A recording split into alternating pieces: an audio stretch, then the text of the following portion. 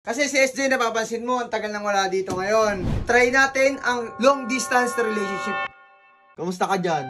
Okay naman. Sabihin mo na kasi, sabihin mo na. Ano gusto mo sabihin? Hindi, SJ, kasi namimiss kita eh. Uy, namimiss din ako. Ikaw talaga, crush mo talaga ako eh, no? Oo na, namimiss din kita. Oh. Kasi syempre, di ba, lagi kita nakakasama dyan. Tapos, best friend na tayo. Guys, ngayon, i-heart react nyo kung tingin nyo totoo na namimiss talaga ni SJ si Renard. At syempre, i-leg react nyo kung tingin nyo inaasar lang to. Pero tingin ko, namimiss ka talaga ni SJ. Naramdam ko naman yun.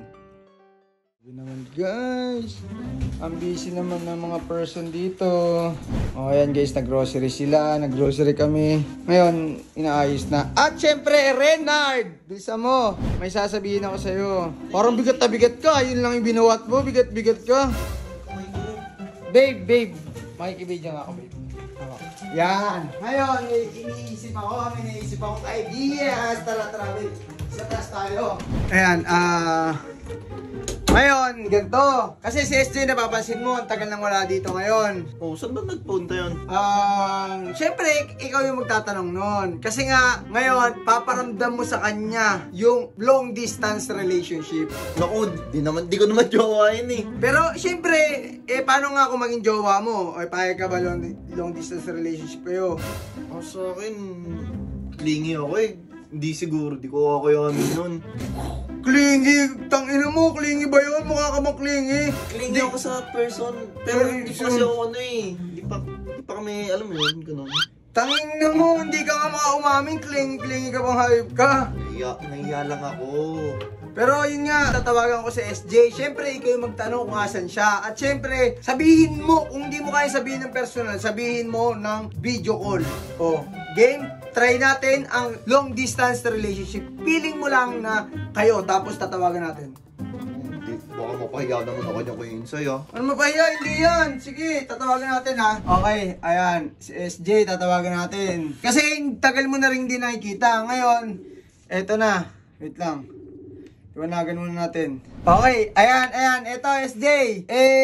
May tao kasing naghahanap sa'yo. Kamusta ka na? Asan ka ba ngayon? May tao kasing naghahanap sa'yo, SJ. Sino? Ayan o. Bulaga! Ayun nga, SJ, may gusto ata sabihin sa'yo. Saan ka ba nagpupunta? Kamusta ka dyan? Okay naman. Ayos ano mo dyan ah. Nakahiga ka na naman ah.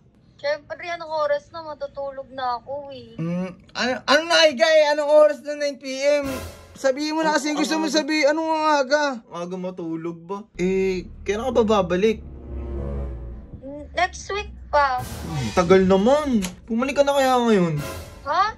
Ang dami ko pang gagawin dito eh. Tsaka may mga inaasikaso ako dito din. Nandito din si mama eh. Sabihin mo na kasi. Sabihin mo na. Gusto mo sabihin. Hindi, SJ, kasi namimiss kita eh. Uy, namimiss din ako. Ikaw talaga, crush mo talaga ako eh, no? Gusto mo talaga ako eh, no? Gandang-ganda ka sa akin eh. Uy. Hindi, sa totoo lang, namimiss kita. Oo na, namimiss din kita. Oh, yun na. Parang napipilitan ka lang naman. Hindi, totoo nga, namimiss na nga kita. Hala. Oo, namimiss nga kita, promise. Kasi syempre, di ba, lagi kita nakakasama dyan. Tapos, best friend na tayo. Parang kami ni Jeron, best friend. Oh, syempre, namimiss din talaga kita. Oh. So, talaga, Oh, ayaw mo pa nun. Namimiss ka nga din. Oh, sige na. SJ, tapusin mo na rin muna yung mga ginagawa mo dyan. At least, gusto niyang sabihin sa'yo na namimiss ka daw niya. Sige na, SJ, sorry kung nakabala kami. Ano ka na? Sige na, magpahinga ka na. Bye-bye! Bye-bye! Ingat kayo dyan! Sige. Ayun.